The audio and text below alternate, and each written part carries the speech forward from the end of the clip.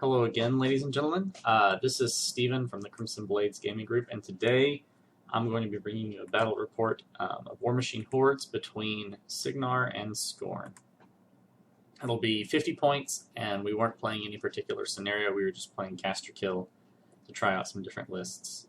So I brought Mordikaar the Voidseer, and my opponent was bringing Mordikaar Kraye, who rides around on a horse and gives all of his jacks cavalry special rules, which is pretty cool, I think. So here's the list that I was running. It's actually one that I have tinkered with a little bit back and forth, but is mostly inspired by one that I saw someone else playing. So just to run you through it really quick, it's Mordikaar, Tiberian, a Titan Sentry, the Basilisk Kraye, a full unit of Annihilators, a full unit of Slingers, a full unit of Swordsmen with a UA, a minimum unit of Beast Handlers, a Gatorman Witch Doctor, an Agonizer, and a Willbreaker. Kind of the theme of the list is just to have a bunch of stuff that's rather difficult to kill, a bunch of tough troops, and then Tiberian and the Titan Sentry that are two pretty high armor beasts just to try and grind people out through some super duper attrition. The Gatorman Witch Doctor's in there so that I have the potential to have all three units of troops be tough, or in the case of playing something like Cricks where I need units to be undead, I can make the Annihilators and the Swordsman undead and tough, and then just have the Slingers hang out in the back. So I wanted the role to set up first. This is the way we set up. He had a couple of 80 troops kind of towards the center of the board, and I just spread out as much as I could. So my first turn, everything ran up. The Swordsman tried to form a screen across the front of everybody else, since they had Hollow on them, and I sort of want them to die since that fuels Mordikaar's Call Soul ability and gives him some souls to do some useful things, like bring them back, or cast Essence Blast, or just have Fury to camp. The Gatorman Witch Doctor zombified the Slingers. The Annihilators are actually on the far side of that house, moving up around the side. I wasn't sure about putting them there during my deployment since I had to set up first, but once he put down those Tempest Blazers, I thought it would work out okay, because he either has to deal with Annihilators or let them come around and flank him. Mordikaar's kind of hiding behind that building, and then I've got the two heavy beasts up front with the Basilisk behind them, backing them up. And I dumped 3 Fury onto the Agonizer, and it's hiding between the two beasts and the Basilisk, so that it benefits from the Paralytic Aura, and it's got Shield Guard to keep it alive.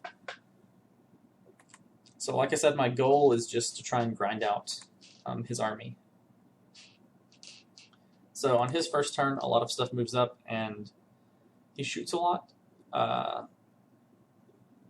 He takes some shots at the Agonizer, but doesn't quite manage to kill it. He kills a couple of swordsmen. I don't think we took a picture of this turn because it was not hugely impactful. Of course, the Rangers moved up and tried to spot everything.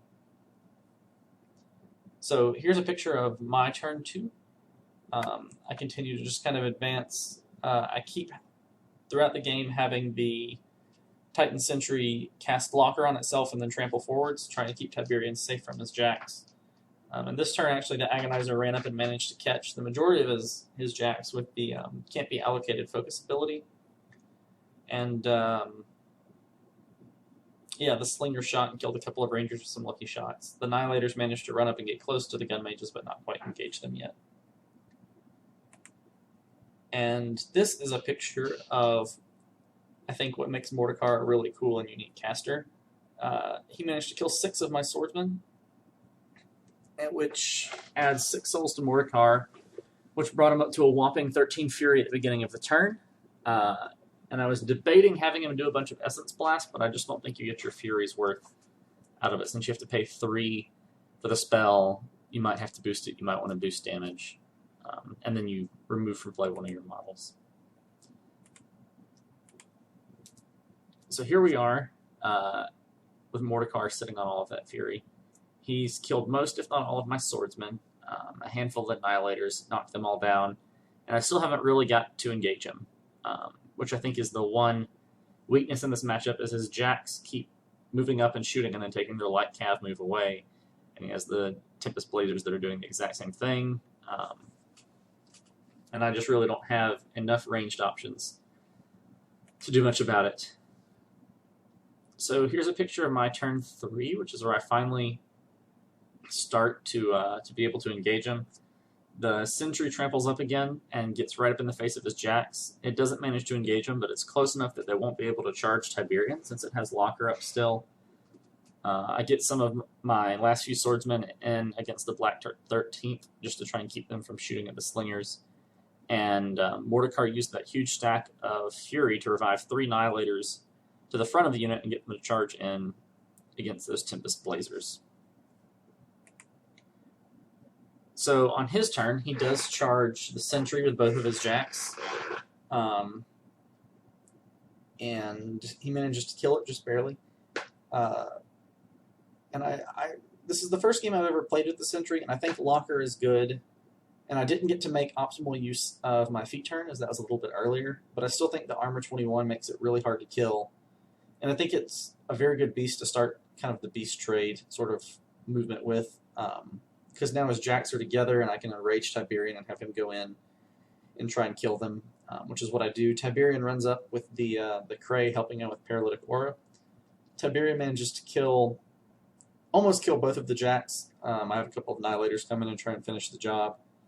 And I take one of the jacks out completely and bring the other one down pretty low.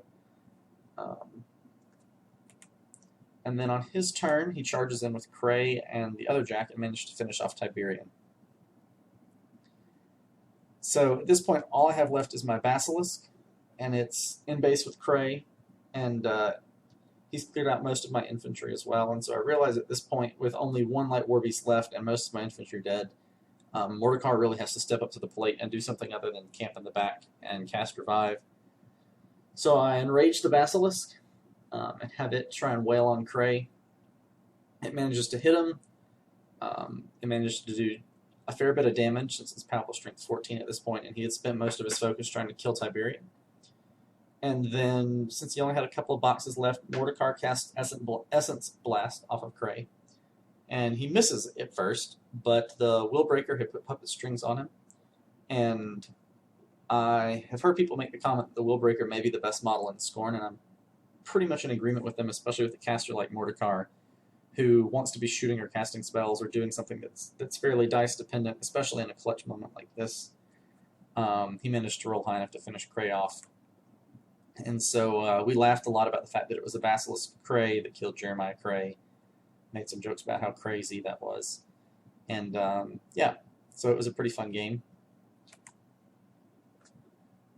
So thoughts about the game, thoughts about the lists. I think the ability to sort of hit and run with a Cygnar gun line is definitely something that I'm not used to facing, and it definitely makes it a lot more difficult to get in combat with, but I'm not sure if this had been a scenario match exactly how I would have dealt with that, since he would have had to eventually try and stand up and take back some ground.